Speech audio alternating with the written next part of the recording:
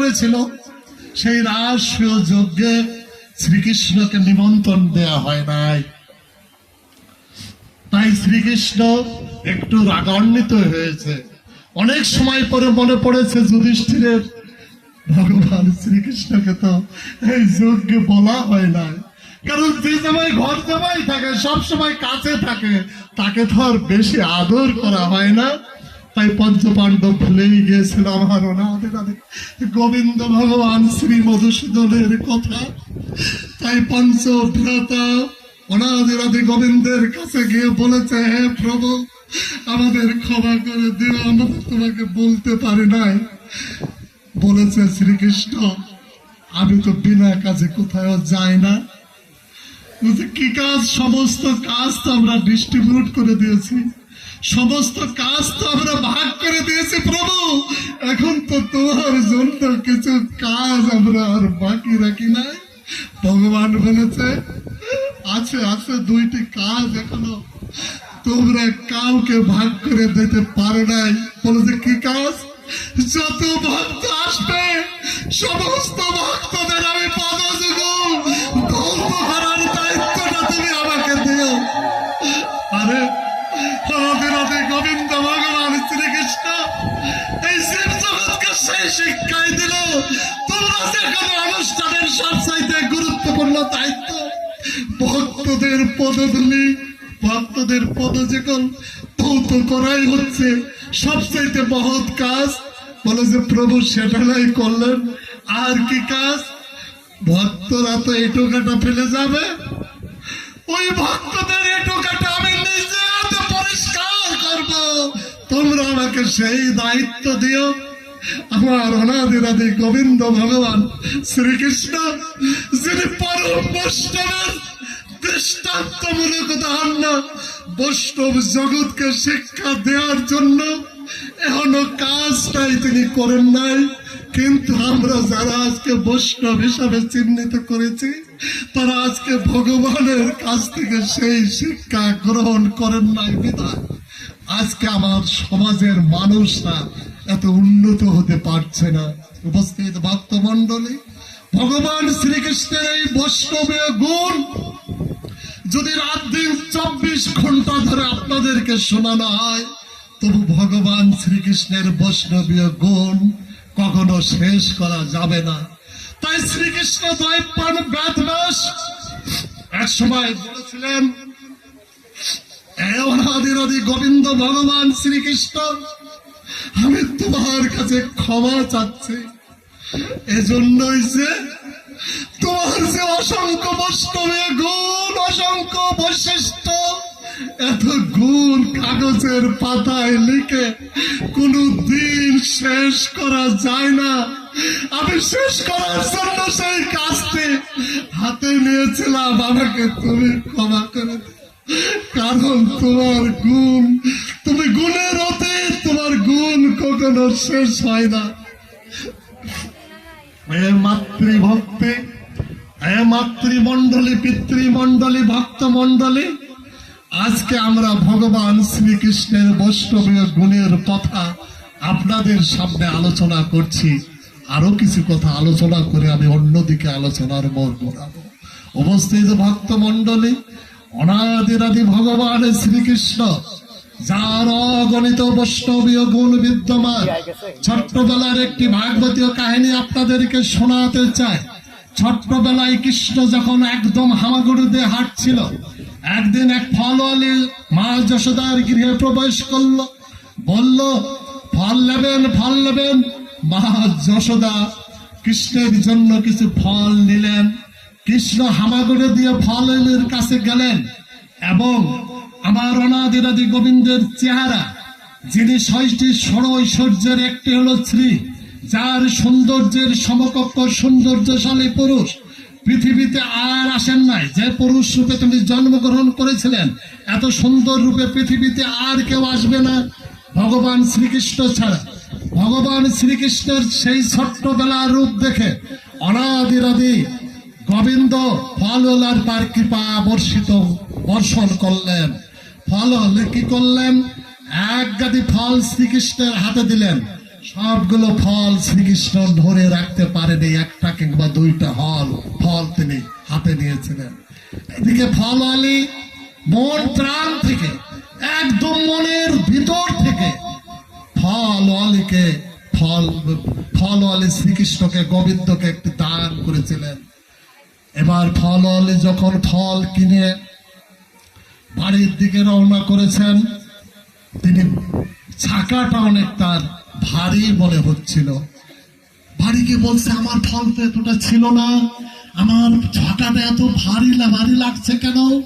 যখন সে বাড়িতে পৌঁছে ছাকাটা নামালো, অলরেডি সে ভগবান এমন কৃপা তাকে করলো, ফল আলী ছাকা খুলে দেখতে পেল যে তার সমস্ত ছাকা আজকে মোহরে রূপান্তরিত হয়ে গেছে। আজকে ফল আলী বহর পেয়ে গেল সামান্য একটি দান করে, একটি ফল দান করে। আমরা সব কিছুকে নিজের মতো করে রাখতে চাই, আমরা সব কিছুকে আপন করে রাখতে চাই, কোনো কিছুকেই ভগবানের কাছে ছেড়ে দিতে চাই না। আমরা আমাদের দানকে ভগবানের কাছে যখন দিই, তখন আমরা মন থেকে দিতে চাই না। আমরা সকালে শিশু সুলভ আচরণ করি ভগবানের বেলায়। শিশু সুলভ আচরণ কিরকম? আমার একটি ছোট্ট বাচ্চা আছে, মাত্র 11 বছর বয়স। ও ছোটবেলা থেকে খুব আবদার, আমাকে কিছু টাকা দাও, আমি চিপ খাবো।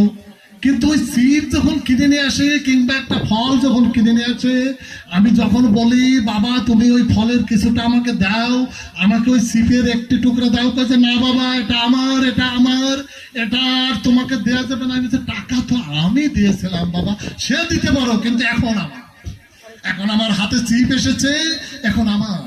এই পৃথিবী আমার বয়স 80 হোক আর 60 হোক আর 50 হোক, আমি 2 দিন পরে বৃদ্ধ হয়েছি, আমার বয়স 105 হয়েছে, তবু আমার সংসারের প্রতি আসক্ত হয় নাই, একটি বারো ভাবি নাই এই সংসার যেটা আমাকে দিয়েছে, এই সংসারের মালিক তো আমার অনাদি গোবিন্দ ভগবান শ্রীকৃষ্ণ। অথচ এই সংসার আমার।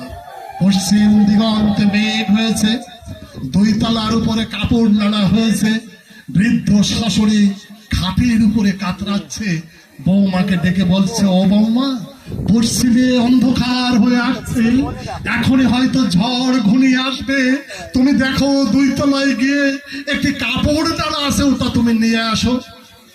বলুন তো দেখি, সংসারের প্রতি যার এত মায়া থাকে, 80 বৎসরেও বৃদ্ধ সংসারের আসক্তি ত্যাগ করতে পারে নাই, অথচ প্রতিদিন আমরা বলছি আমি তো ঠাকুরের নাম করছি, তাহলে আমার মধ্যে ভক্তি আসে না কেন? এই মায়ার জঞ্জাল আমি দুর্ভিত করতে পারছি না কেন? এই কথা আমরা কি কখনো ভেবেছি? ছোট্ট শিশুটি যেমন আচরণ করেছে, আমার টাকার যে এক জিনিস আমাকেও দিতে চায় না এক টুকরা, আমরাও তেমন সংসার ভগবানের, এই সংসারের মধ্যে আমি কত কিছুই করছি ভগবানের সেবা দেওয়ার জন্য। বাজারের ভালো মিষ্টি আমার জুটেছে। ওমা, জামাই যখন এসেছে বাড়িতে, কর্তাকে বলেছি জামাই অনেকদিন আসে না, এবার কিন্তু খাসির মাংস আনা চাই। 1200 টাকা কিলো লাঙ্গলবাদ বাজারে গেলেই তো পাওয়া যাবে।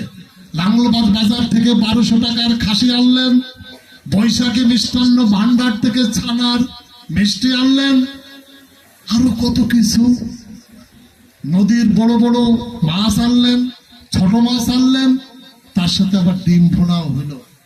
এক জামাই পার করতে, একক তো খাওয়াতে আপনি 5000 টাকা খরচ করে ফেললেন। কিন্তু মা, বছরে একদিন একটু বৈষ্ণব সেবার জন্য, একটু খিচুড়ি অন্ন দিয়ে, একটি ভাগবত আলোচনা দিয়ে, একটা বাড়িতে 20 জন বৈষ্ণব কিংবা ভক্তদের সেবা দেওয়ার জন্য আমি কি কখনো 500 টাকা খরচ করেছি ভগবানের জন্য? করি নাই মা। জামার জন্য 5000 হয়, কিন্তু ভগবানের সবচাইতে যিনি প্রিয়, যিনি ভক্ত বৈষ্ণব, তাকে সেবার জন্য আমি 500 টাকাও ব্যয় করতে একটি বারো রাজি হয়নি। এই তো আমার স্বভাব, এই তো আমার চরিত্র। তাহলে কি করে ভগবান প্রাপ্তি হওয়া সম্ভব? একদম সম্ভব নয়, একদম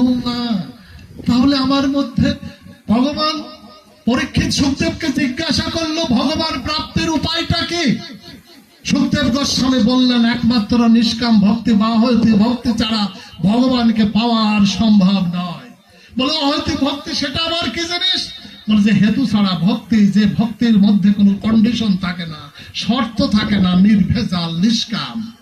আমার যখন দুর্গা পূজা আসে কর্তাকে বলেন কি ভালো একটা শাড়ি চাই, বেনারসি শাড়ি, গেলেন লাঙ্গলবাগ বাজারে, তো এখন আপনারা যাবেন না, এখন একটু দামি বউ হলে তো বলে যে না মার্কেট করতে কুষ্টিয়ায় যেতে হবে। কুষ্টিয়ার অবশ্য মার্কেটটা ভালো, অনেক কিছু পাওয়া যায়। তাহলে কুষ্টিয়ায় যাবেন, দোকানদার সাজিয়ে রেখেছে অনেক রকমের শাড়ি, আপনাকে দেখালো এটা দেখালো সেটা। আচ্ছা কোন শাড়ি কি আপনার পছন্দের শাড়িটি কিনবেন? কোন শাড়ি কি মা এমনি এমনি দেবে? দেবে? দেবে না। তাহলে দোকানদারকে কিছু দিতে হবে। কি দিতে হবে? টাকা দিতে হবে, অর্থ দিতে হবে। ভগবানকে পেতে হলেও অর্থ দিতে হয়, টাকা দিতে হয়। তাহলে সেই টাকাটা কিরকম টাকা? সেই টাকা ভাগবত বলেছে অহৈতুক ভক্তি, হেতুহীন ভক্তি, নিষ্কাম ভক্তি, কামনা ছাড়া ভক্তি। যে ভক্তির মধ্যে কোনো কন্ডিশন লাগানো যাবে না, সেই ভক্তি যদি আমার হৃদয়ের মধ্যে আমি ধারণ করতে পারি তাহলে পারে ভগবান প্রাপ্তি সম্ভব। তাছাড়া ভগবান প্রাপ্তি সম্ভব নয়, সম্ভব নয়। সেই ভক্তি আমি পাবো কি করে? আপনারা হয়তো বলবেন যে তাহলে এই ভক্তি আমার হবে কি করে? এই ভক্তি হওয়া সম্ভব, এই ভক্তি হওয়া খুবই সম্ভব। কিন্তু সেই ভক্তি হওয়ার জন্য আমরা যে কাজটি করার দরকার সেই কাজটি করি না। আমরা গান শুনি না, পাউল গান, সাধু সঙ্গ সাধু সঙ্গ সর্বলোকে কয়, সাধু সঙ্গ করলে পরে সর্ব পাপ হয় ক্ষয়, সাধুদের স্পর্শ করলে পরে সর্ব পাপ হয় ক্ষয়। তাহলে সাধু সঙ্গ করলে তুই ভক্তের উদ্রেক হয়। তাহলে ভাগবত তার প্রমাণ দিয়েছে। কি প্রমাণ দিয়েছে? আমরা কপিল মুনির অবতার সম্পর্কে জানি। কপিল মুনি ভাগবতের মধ্যে যখন অবতার হিসাবে আসলেন, কপিল মুনির একটি দর্শন ছিল সাংখ্য দর্শন, সেই দর্শনের প্রবর্তক হচ্ছে কপিল মুনি। ভগবান কপিল মুনির মা ছিল দেবতী। দেবতী কপিল মুনিকে জিজ্ঞাসা করলেন যে ও বাবা, তুই তো রাত দিন 24 বলি অহেতুকি ভক্তি আনেন, নিষ্কাম ভক্তি এলে পরে ভগবান প্রাপ্তি হয়।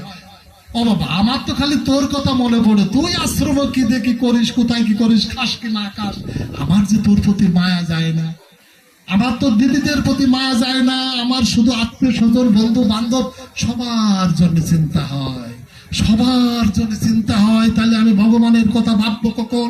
ভগবানের ভজন সাধন করবো কখন? তাহলে উপায়টা কি? কপিল মুনি বলল, আমার ভক্তির উদ্বেগ তোমার তখনই হবে তুমি যদি নিয়মিত তোমার বাসগৃহে নিয়মিত ভাবে ভক্ত সঙ্গ করতে পারো। এই ভক্ত সঙ্গের আহ্বান করলে, ভক্তদের স্পর্শ করলে, ভক্তদের পদধূলি মস্তকে ধারণ করলে তোমার মধ্যে অনৈতিক ভক্তির জন্ম হতে পারে, তাছাড়া তোমার মধ্যে ভক্তির জন্ম হতে পারে না। এই কারণেই তো ভগবান এই ভক্তি তৈরির জন্য ভক্তের পদধূলি মস্তকে ধারণ করার কথা বলেছে। আমরা কি ধারণ করি? আমরা কি ধারণ করি? আমি তো করিতে পারি না, সেই অভ্যাস আমার গড়ে ওঠে নাই, যে কারণে ভক্ত হওয়া আমার পক্ষে সম্ভব হলো না। আপনাদের যদি কৃপা হয় তাহলেই কিন্তু ভক্ত হওয়া সম্ভব হয়। তাহলে ভাগবত আমাদের মধ্যে কি শিখালো? ভক্ত কি করে হওয়া যায় সেটি শিখালো, ভগবানকে কিভাবে পাওয়া যায় সেটাও শিখালো।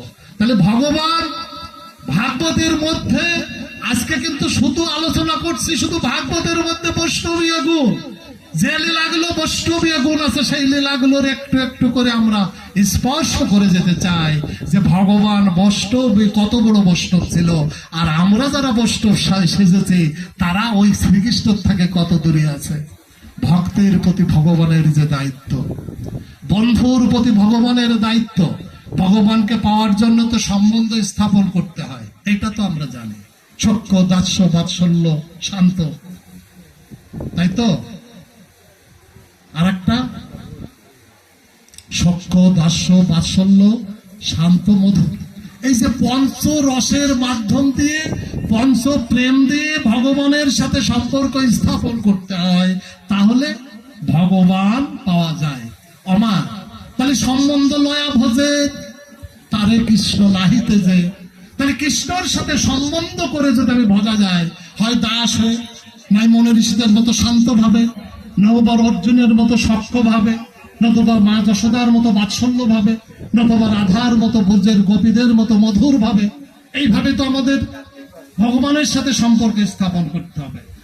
ভগবান প্রমাণ দিয়েছে তার ভাগবতের মধ্যে কোন প্রেমকেই সেই অবজ্ঞা করে নাই, কোন প্রেমকেই অবজ্ঞা করে নাই।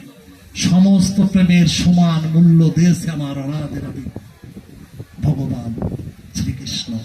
সন্দেহ মনের আশ্রমে খাওয়া মনে শুরু হয়ে গেছে। আমি শেষ কোথায় লোকজন চলে যায়, মনে হয় খাওয়া কই, আমি সামনে বসা আছি, সামনে বসা আছি, আমি বলেই যাবো। আচ্ছা ঠিক আছে, অন্দরে রাখছি, সামনে এসে। ভগবান শ্রীকৃষ্ণ এই যে বন্ধুর প্রতি যে দায়িত্ববোধ, সেটা বন্ধুর প্রতি দায়িত্ববোধ ভগবান শ্রীকৃষ্ণ সেটা ভাগবতের মধ্যে প্রমাণ করেছেন। আমি কি আমার বন্ধুর প্রতি দায়িত্ব পালন করেছি? করি নাই। বন্ধুকে ঠকিয়েছি, বন্ধুকে ফাঁকি দিয়েছি, কিন্তু ভগবান ঠকানো ভগবান ঠকাই নাই। ভগবান সন্দেবলীর আশ্রমে যখন লেখাপড়া করত, তখন আপনারা জানেন সুদামা নামে এক বন্ধু ছিল না? জানেন তো, সুদামা নামে এক বন্ধু ছিল, দরিদ্র ব্রাহ্মণের ছেলে। এই যে সুদামা যে বন্ধুটি ছিল ব্রাহ্মণের, দরিদ্র ব্রাহ্মণের ছেলে, এই বন্ধুর সাথে ভগবান শ্রীকৃষ্ণ কি করেছে? বনের ফলমূল পেড়েছে, শুকনো কাষ্ঠ আহরণ করেছে, আশ্রমকে ঝাড়ু দিয়ে পরিষ্কার করেছে, রান্নার কাজে সহযোগিতা করেছে। আচ্ছা বলুন তো দেখি, আমার ছাত্র যখন গুরু ঘুরিয়ে গেছে, বিশ্ববিদ্যালয়ে পড়েছে, আমার সন্তান যখন পড়েছে, ভগবান শ্রীকৃষ্ণ যে আশ্রম থেকেছে, সেই আশ্রম গুরুদেবের প্রতি যে শ্রদ্ধা দেখিয়েছে, গুরুদেবের আদেশ নির্দেশ যেভাবে পালন করেছে, আমার সন্তানকে স্কুলে গিয়ে পারে সেই গুরুদেবের প্রতি সেই দায়িত্ব পালন করেছে? করে নাই। তাহলে ভগবানের থেকে আমরা সন্তানকে যে শিক্ষা দেওয়ার কথা ছিল, সেই শিক্ষা আমরা ভগবানের কাছ থেকে যে শিক্ষা পাওয়ার কথা ছিল আমার সন্তানকে, সেইভাবে আমি শিক্ষিত করতে পারি নাই। তাই সুদামা ভগবানের শ্রেষ্ঠ মহিষী কে ছিল? রুক্মিণী ছিল। তাহলে এই সুদামা যখন বাড়ি গেল, আশ্রম ছেড়ে বিবাহ করলো, করার পরে দরিদ্রদের অবস্থার উন্নতি হলো না। ভগবান নাড়ু পছন্দ করত, খুদের নাড়ু। সুদামার স্ত্রী একদিন তাকে ওই চিড়ের নাড়ু, খুদের নাড়ু এইগুলো সংগ্রহ করে একটা থুলের ভিতরে পরে বলেছে, তোমার বন্ধুত্ব এখন ঐশ্বর্যশালী দ্বারকা অধিপতি, তুমি তার কাছে একটু যাও, আমাদের অবস্থার কথা একটু বলো, তার কাছে গেলে আমাদের দারিদ্রতা একটু মুক্ত হতে পারে, সে বন্ধু তোমাকে নিশ্চয় ফেলবে না। তাই স্ত্রীর কথা শুনে ভগবান চলছে দ্বারকা অধিপতি। আমার ছোট্টবেলার স্কুলের বন্ধুটি আজকে রাজা হয়েছে, সেই রাজার কাছে তার জীবনের কাঙ্ক্ষিত কথাগুলো বলবার জন্য দ্বারকার কাছে এসেছে। তখন রুক্মিণী এবং শ্রীকৃষ্ণ দুইজনে সংলাপ করছে। আমার অনাদিরাদি গোবিন্দ ভগবান শ্রীকৃষ্ণ রুক্মিণীকে বলছে, জানো রুক্মিণী, আমার একজন বন্ধু ছিল, সে অত্যন্ত গরিব, সে আমাকে এতটাই ভালোবাসে আমি ভুলতে পারি না, এত ভালোবাসে যে আমি ভুলতে পারি না। রুক্মিণী বলেছে, যদি গরিব হয় তাহলে তুমি তাকে বড় লোক করে দাও না কেন? তা বলছে, তার তো এখনো পরীক্ষাই নেওয়া হয়নি। যখন দ্বারকার কাছে এসেছে, তখন অনাদিরাদি অলৌকিক ভাবে গোবিন্দ আমার কি করেছে, আমার দরিদ্র বন্ধুটির সামনে এক থলি মোহর নিক্ষেপ করে ফেলে রেখেছে। সুদামাই দৌড়ে গিয়ে থলিটি দেখেছে এর ভিতরে মোহর। বলছে, অনাদিরাদি গোবিন্দ ভগবান শ্রীকৃষ্ণ, তুমি আমাকে মোহর দেখে আক্রান্ত করছো, এই মোহর পেলে আমি তোমার কাছে দর্শন না দিয়ে ফিরে যাবো ভাবছো? তুমি আমাকে মোহরের লোভ থেকে, তোমার প্রতি আমার ভালোবাসা থেকে নিশ্চিত করতে চাও? আমি মোহরের লোভে আমি লোভী নই, আমি মোহরের লোভে লোভী নই, আমি শুধু চাই তোমাকে কাউকে ভালোবাসি না, জানি না, চিনি না। আমি ভগবানকে এইভাবে ভালোবাসতে চাই যে লক্ষ কোটি মোহর যখন আমার সামনে পতিত হবে, আমি সেই মোহরকে অগ্রাহ্য করে আমি ছুটে যাবো সমুদ্রের দিকে। যেমন নদী চলে যায়, আমি ঠিক তেমনি ভাবে ছুটে যাবো অনাদিরাদি ভগবান শ্রীকৃষ্ণের দিকে। আমাকে কেউ রোধ করতে পারবে না। নদীর মতো আমি সমুদ্রের দিকে ধাবিত হব অনাদিরাদি ভগবান শ্রীকৃষ্ণের আকর্ষণে। আমার প্রেম থাকবে সেই রকম, আমার চাহিদা থাকবে সেই রকম, আমার আকর্ষণ থাকবে সেই রকম। তা নাহলে ভগবান প্রাপ্তি সম্ভব না। এবার অনাদিরাদি গোবিন্দর ভগবানের সেই রাজপ্রাসাদের দাঁড়িয়ে যখন তিনি গেলেন, তার রক্ষক তাকে অপমানিত করলেন। ভগবান শ্রীকৃষ্ণ তাকে ভিতরে আসতে বললেন। এবার কি করেছেন? সুদামাইকে এবার এত ভালোবেসেছে যে তার সিংহাসনের উপরে সুদামাইকে বসিয়েছে। বসিয়ে সেই নাড়ুগুলো তিনি সংরক্ষণ করেছেন, নিয়েছেন এবং খেয়েছেন। আর কি করেছে? আমার ভগবান শ্রীকৃষ্ণ এবার সুদামায় ভক্ত ভেবে সেই ভক্তের পদযুগল নিজে হাতে ধৌত করছে। ভেবেছেন এই হলো শ্রীকৃষ্ণের বৈরাগ্য গুণ। প্রতিটা ক্ষেত্রে প্রতিটা ভক্তের সাথে আপনি মিলাই দেখেন যে ভাগবতের মধ্যে ভগবানের সাথে শ্রীকৃষ্ণের যে সম্পর্ক, ভক্তকে উনি কিভাবে ভালোবেসেছেন, হৃদয় দিয়ে আঁকড়ে ধরেছেন। ভাগবত তার প্রমাণ। উপস্থিত ভক্ত মন্ডলী, এইভাবে আজকে আমাদের ভাগবতের বাইরে আসে আরো দুই একটি কথা আপনাদেরকে আমি শোনাতে চাই। এখন আজকে প্রশ্ন হয়েছে, আমি ভেবেছিলাম এই কথাগুলো দিয়ে আজকে আলোচনা শেষ করব। আমি ভাগবতেই যেতে চাইছিলাম না। আমি আসার সময় মনে মনে ভাবছিলাম আজকে বৈষ্ণবদের মধ্যে কিছু কিছু বৈষ্ণব না জেনে না শুনে, শাস্ত্র বিবর্জিত হয়ে, শাস্ত্র না জেনে আমিষ নিরামিষ এই সমস্ত কোনটা শাস্ত্রে আছে কোনটা শাস্ত্রে নাই এই সমস্ত গুলো নিয়ে তর্ক শুরু করেছে। অনেক বৈষ্ণব হয়েছে কালীর প্রসাদ খায় না, ঠিক কিনা? খায়। কালী পূজা করার পরে বৈষ্ণব তো দেবেন। তো আপনার কি ভেগধারী বৈষ্ণব আছে? দেবেন তো দেখে খায় নাকি? দুর্গা পূজা করার পরে প্রসাদ খায় নাকি? খাবে বৈষ্ণব? খাবে না। এরা শাস্ত্র জানে না। এই কথাগুলো আপনাদের বলতেছে, আপনারা শুনে রাখেন। ভগবান শ্রীকৃষ্ণ দুর্গা পূজাকে কি অস্বীকার করেছেন? অনেক বৈষ্ণব এসে বলে শ্রীকৃষ্ণকে পূজা করলে আর কোনো পূজার দরকার নাই। শ্রীকৃষ্ণ কথা বলেন নাই। শ্রীকৃষ্ণ কখনো এটা বলেন নাই যে আমাকে পূজা করলে আর অন্য পূজার দরকার নাই। আপনি মহাভারত পড়ে দেখবেন, অর্জুনকে ভগবান নির্দেশ দিল, হে অর্জুন, যুদ্ধ যাওয়ার আগে তুমি দুর্গা স্তব করবে। দুর্গাকে সন্তুষ্ট না করতে পারলে, মহাশক্তিকে সন্তুষ্ট না করতে পারলে তুমি এই যুদ্ধে জিততে পারবে না। তাই অর্জুন কি করত? দুর্গা স্তব করত। করে নাই? দুর্গা স্তব। অনেক বৈষ্ণব তোলেন ভাগবতের মধ্যেও তো ইন্দ্র পূজাকে নিষিদ্ধ করেছিলেন। কেন তাহলে? ইন্দ্র পূজাকে উনি নিষিদ্ধ করেন নাই। ভগবানের সমস্ত কর্মকাণ্ডই অহংকারকে দর্পচূর্ণ করবার জন্যই। ইন্দ্র ভেবেছিল আমি ভগবান শ্রীকৃষ্ণের চেয়েও শক্তিশালী। ইন্দ্রের এই দর্পকে চূর্ণ করবার জন্যই তিনি হচ্ছে ইন্দ্র পূজা নিষিদ্ধ করেছিল, যে তার দিয়ে কোনো কাজ হবে না, তার দিয়ে কোনো কাজ হবে না। সে নিষ্ফল হয়েছিল। তাকে বিফল করবার জন্যই তিনি এই কাজটি করেছিলেন। তার অহংকার দুর্বল। আচ্ছা, আপনারা জানেন চৈতন্য ভাগবত, চৈতন্য চরিতামৃত যারা পড়েছেন, গোপাল ভট্ট নাম করে এক ভক্ত আছে না? ক্যারেক্টার আছে তো? যারা চৈতন্য চরিতামৃত পড়েছেন আছে নিশ্চয়ই। তাহলে গোপাল ভট্টর একটা লেখা ভক্ত হরিভক্তি বিলাস আছে। অনেকের ঘরেই থাকতে পারে হরিভক্তি বিলাস, আছে তো? এখানে যারা বৈষ্ণব মতের আছে হরিভক্তি বিলাস অনেকের ঘরে আছে, পড়ে দেখবেন। ওখানে তো ইন্দ্র পূজা নিষিদ্ধ করে নাই। ওখানে কৃষ্ণ পূজা করার জন্য গণেশের স্তব করা হয়েছে এবং দুর্গার স্তব করা হয়েছে। গণেশ এবং দুর্গার স্তব করার পরেই কৃষ্ণ পূজা করতে হবে। তাহলে কৃষ্ণ পূজার আগে গণেশ পূজা কেন করলো? দুর্গার স্তব কেন করলো? ভগবানকে যদি দেব পূজা যদি নিষিদ্ধ করে, তাহলে ভগবান এইগুলো কেন বাঁচিয়ে রাখলো? যাক, এবার গোপীদের কথা আসেন।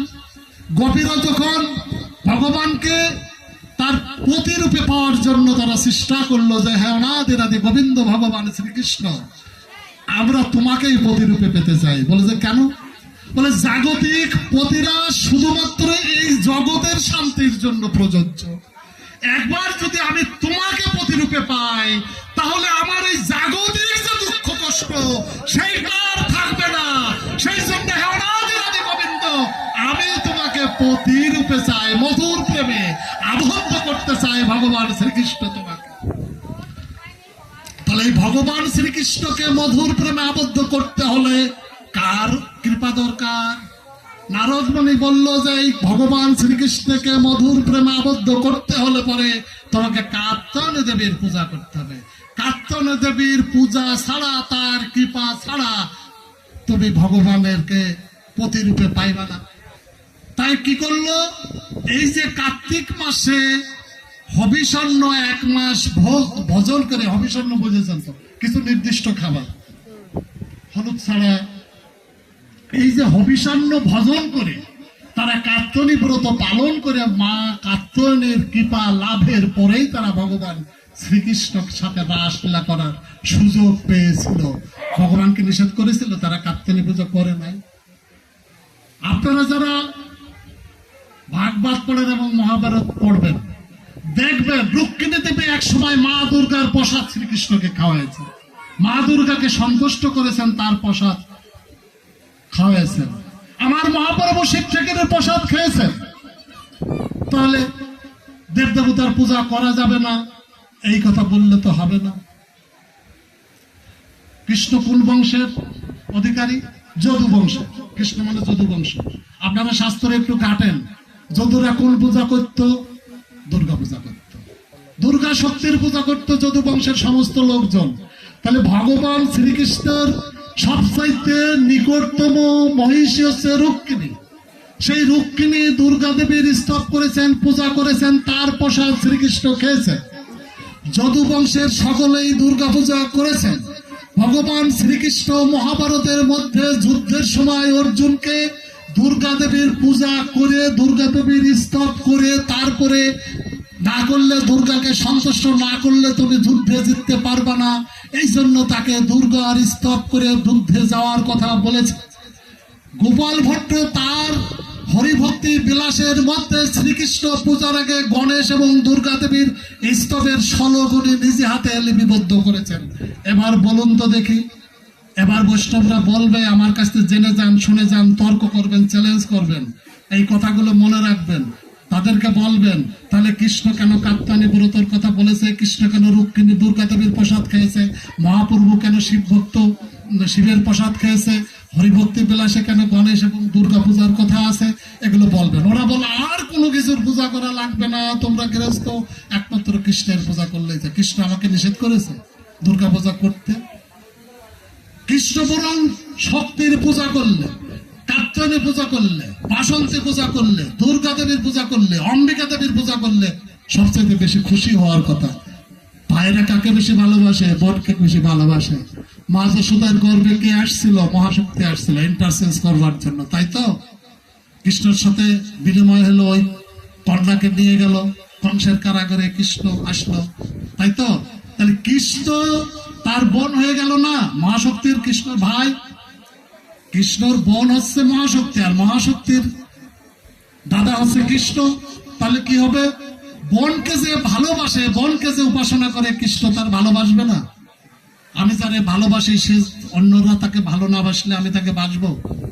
তাহলে শ্রীকৃষ্ণ কখনোই উপাসনা, দেবদেবতার পূজা নিষিদ্ধ করে নাই, আমি আপনাদেরকে বলে গেলাম। আরো শুনে যান। এবার আমিষ এবং নিরামিষের কথা কিছু বলি। আসলে এগুলো একটি সংস্কৃতি, কালচার। যুক্তিতে এদেরকে কিছু করা যাবে না, যুক্তিতে এদেরকে প্রমাণ দেওয়া যাবে না। প্রমাণ দিলে বৈষ্ণব চ্যালেঞ্জ করলে তো যারা আমিষ ভোজি না, নিরামিষ ভোজি চ্যালেঞ্জ করলে সব হারে যাবে। আচ্ছা, বৈষ্ণবরা এখন কি দিয়ে রান্না করে বলুন তো দেখি? বৈষ্ণবরা কি দিয়ে রান্না করে? হ্যাঁ, যে চুলাই মাছ রান্না হয় ওই চুলাই বৈষ্ণবরা খায়। হ্যাঁ, খাইতে পারবেন? খায় না। কেন খায় না?